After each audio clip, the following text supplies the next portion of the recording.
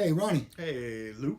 I'm looking at my email here. Yeah, Holy cow. there's lots of it. Uh, we're going to try to narrow it down to about 4 or 5 today. Ooh. And we'll do that on this episode of Inbox Me on Men Are So Smart.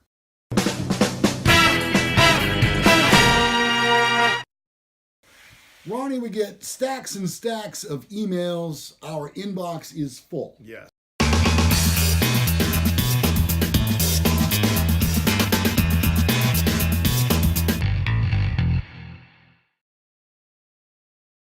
And so today we're going to answer the questions that you have sent us as best we can.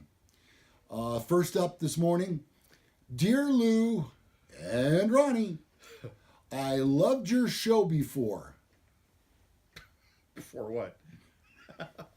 My question for you two, TOO, is how can a young girl person get a school loan without a co-singer? A co-singer. Yes, I see it there. Signed, Olivia in Toledo. Olivia, thank you. Yes. That's a great question. Well, I just wonder, have you had a co-singer in the past? Good, Ron. Yeah. Did you do a duet? I would say just borrow the money from them. Yeah.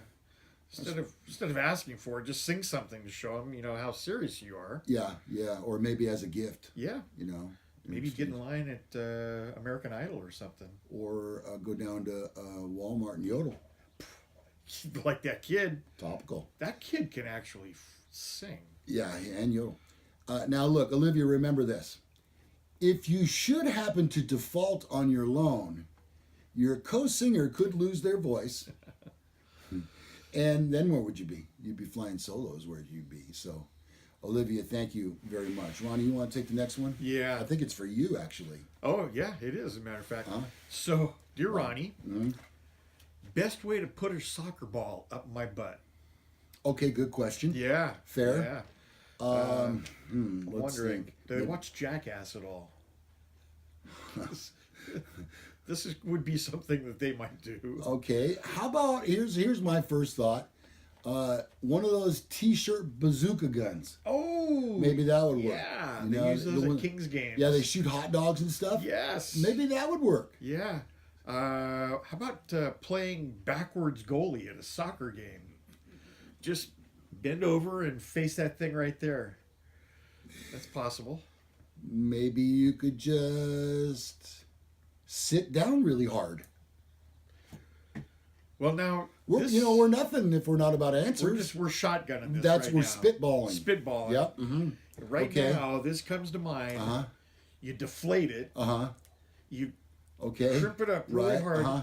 You put the hose in it, in the little thing, and then shove it up there. And then pump it up. Pump it up. You know what, Ronnie? That's how I'd roll. I think that we'll end on that one right there. I think that is a really good idea. Okay, next up, Dear Lou and Ronnie, I'm about to have a baby and I don't think it's my husband's. Eek. Any ideas for a name? Signed, Stardust in Atlanta. Ooh, how about Nachos? Like it's nachos. Next one, Ronnie. Nachos. Oh, I hate it when this happens. Okay. What we got? This one says, what do I do if I get an erection in church? Well, I wouldn't suggest anything other than maybe don't play the organ. Dear Lou and Ronnie, how long would my penis last in a piranha aquarium? You come to the right place for the answer to this question. Because I have a piranha aquarium just right over there. Many of these questions. Any ideas, Ronnie, since you're the fish expert? Well, I can't speak about him personally, but I would guess it would just be a light snack. For the piranha? Yeah. Okay, next one. First time at a lingerie shop with a girlfriend. Oh, this is good. Yes. Okay. Now, wants to know what is the proper etiquette. You know what? I think in this case, you should probably let her try stuff on first, and then you. That's how I roll. Yeah, that always has worked for me. All right. Yeah. One more, Ronnie. One more for the road. How about this? Dear Lou and Ronnie, I watch your show all the time. I really enjoy Ronnie's sense of humor. Thank you. I had a question. What is the one misconception about each of you? Ooh. Misconception. Wow, I've never been asked this question before, ever in an interview. Well, I think since I'm in law enforcement, people probably, especially in uniform, expect me to be very serious. Yeah, and he's saying how funny you are. But I can tell you that in my, I just had my April 9th was 29 years with the Sheriff's Department. Holy cow. And in that time, it's a lot easier to diffuse a situation with a little humor than by being too stern. Yeah. I mean, there are times when it calls for a stern finger shaking with somebody. Right. But a lot of times you can really kind of talk people off the ledge with humor more than you can by chastising them. Yeah. Yeah, and I would say that probably people think when I'm in uniform, I'm very serious. No, not so much. Not all the time. A lot like this. Each situation is different, I'm sure. Yes. All right, misconception about me. Yes. On this particular show, I am referred to as Lou Gallagher. On the radio show that I do, I'm referred to as Sweet Lou Gallagher. Right. And I think I explained this episode on an episode 1 pretty well, but in the event that you haven't gone back that far into the archives, I'll summarize. I was just hired at radio station 101.9 in Sacramento, and they were doing an oldies format, which was 60s and 70s.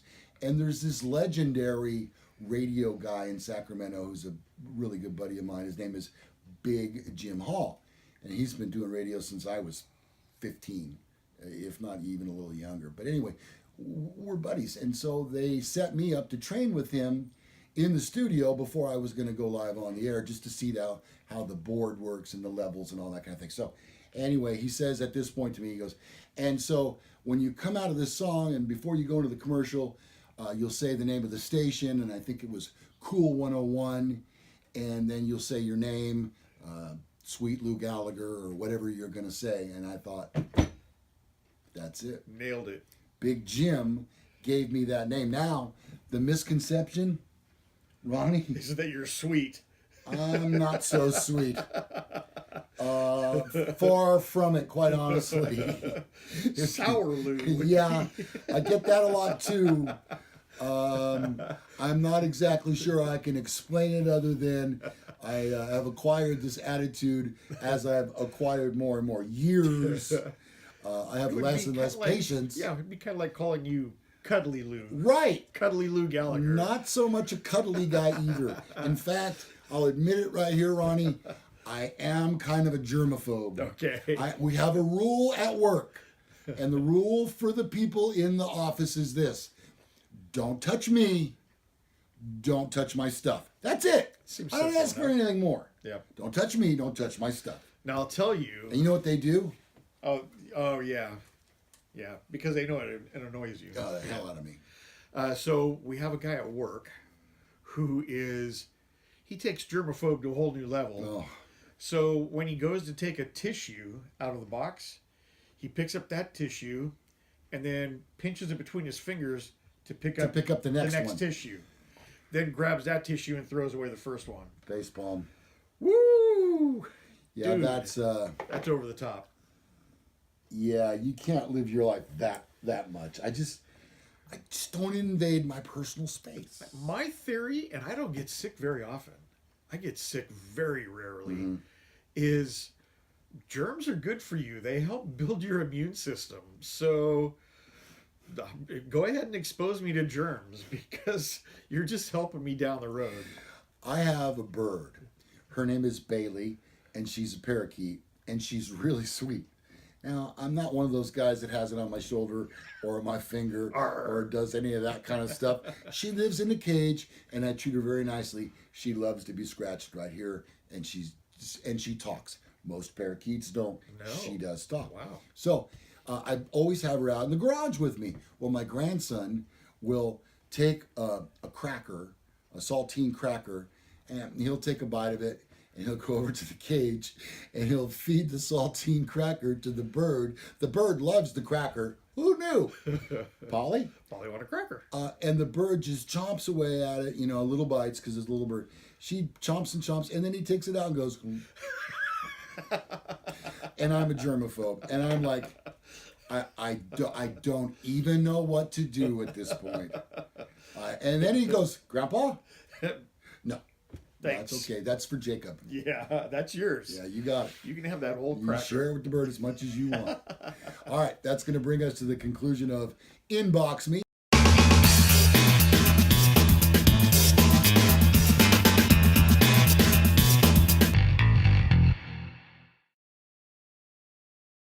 Hope you've had a good time. Appreciate your watching.